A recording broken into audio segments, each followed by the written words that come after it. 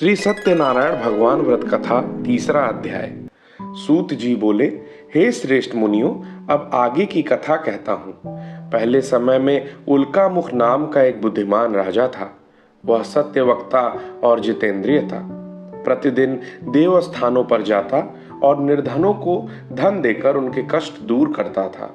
उसकी पत्नी कमल के समान मुख वाली तथा सती साध्वी थी। भद्रशिला नदी के तट पर उन दोनों ने श्री सत्यनारायण भगवान का व्रत किया।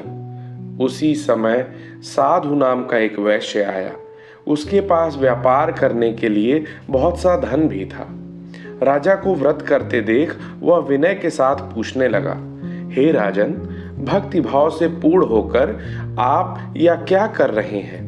मैं सुनने की इच्छा रखता हूं, तो आप कृपा करके मुझे बताएं।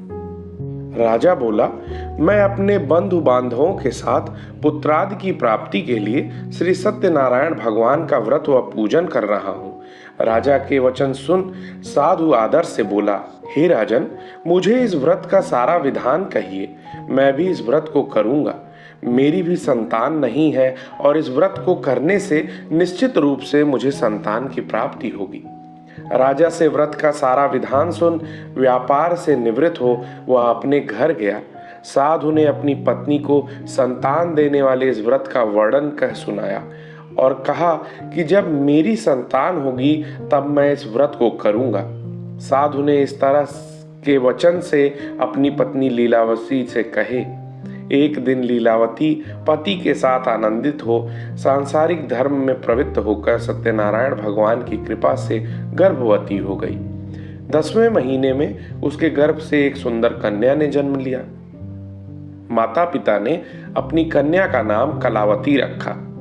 एक दिन कलावती की मां लीलावती ने अपने पति को याद दिलाया कि आपने सत्यनारायण भगवान के जिस व्रत को करने का संकल्प किया था उसे करने का समय आ गया है। आप इस व्रत को करिए। साधु बोला, हे प्रिय, इस व्रत को मैं उसके विवाह पर करूंगा। इस प्रकार अपनी पत्नी को आश्वासन देकर वह नगर को चला गया। साधु ने एक बार नगर में अपनी कन्या को सखियों के साथ देखा तो तुरंत ही दूत को बुलाया और कहा कि मेरी कन्या के योग्य वर देख कर आओ। साधु की बात सुनकर कंचन नगर में दूत पहुंचा और वहां देखभाल कर लड़की के सुयोग्य वाणिक पुत्र को ले आया।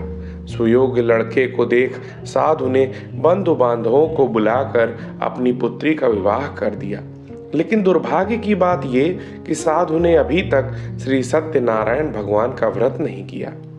इस पर श्री भगवान क्रोधित हो आए और श्राप दिया कि साधु को अधिक दुख मिले।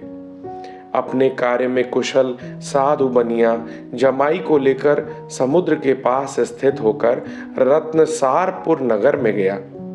वहां जाकर दामाद ससुर दोनों मिलकर चंद्रकेतु राजा के नगर में व्यापार करने लगे।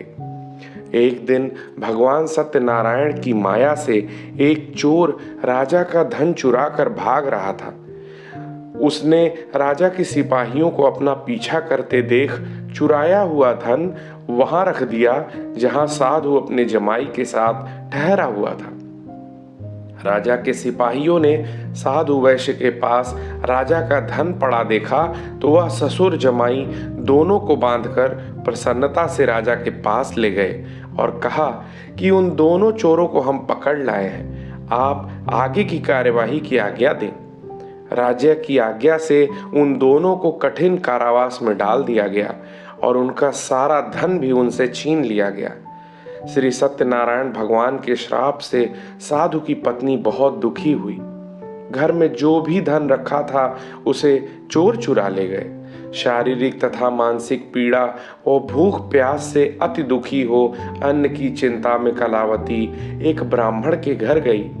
वहां उसने श्री सत्यनारायण भगवान का व्रत होते देखा, फिर कथा भी सुनी। वह प्रसाद ग्रहण कर रात को वापस घर आई। माता ने कलावती से पूछा कि हे पुत्री, अब तक तुम कहाँ थी? तेरे मन में क्या है? कलावती ने अपनी माता से कहा, हे माता, मैंने एक ब्राह्मण के घर में श्री सत्यनारायण भगवान का व्रत देखा है। कन्या के वचन सुन लीलावती भगवान के पूजन की तैयारी करने लगी। लीलावती ने परिवार व बंधुओं सहित सत्यनारायण भगवान का पूजन किया और उनसे वर मांगा कि मेरे पति तथा जमाई शीघ्र घर आ जाएं। साथ ही यह प्रार्थना भी की कि हम सब का अपराध क्षमा करें। श्री सत्यनारायण भगवान इस व्रत से संतुष्ट हो गए और राजा चंद्रकेतु को सपने में दर्शन देकर कहा, हे राजन, तुम उन दोनों वैश्यों को छोड़ दो और तुमने उनका जो धन लिया है उसे वापस कर दो। अगर तुमने ऐसा नहीं किया तो मैं तुम्हारा धन, राज्य व संतान सभी को नष्ट कर दूंगा। राजा को यह सब कहकर भगवान अंतर्धान हो गए। प्रातःकाल सभा में राजा ने अपना सपना सुनाया, फिर बोले कि वणिक पुत्रों को कैद से मुक्त कर सभा में लाओ। दोनों ने आते ही राजा को प्रणाम किया। राजा मीठी वाणी में बोला, हे महानुभावों, भाग्यवश ऐसा कठिन दुख तुम्हें प्राप्त हुआ है, लेकिन अब तुम्हें कोई भय नहीं है। ऐसा कह राजा ने उन दोनों को नए वस्त्राभूषण भी पहनाए और जितना धन उनका लिया था उससे दोगुना धन वापस कर दिया। दोनों वैश्य अपने घर को चले गए। श्रीमन्नारायण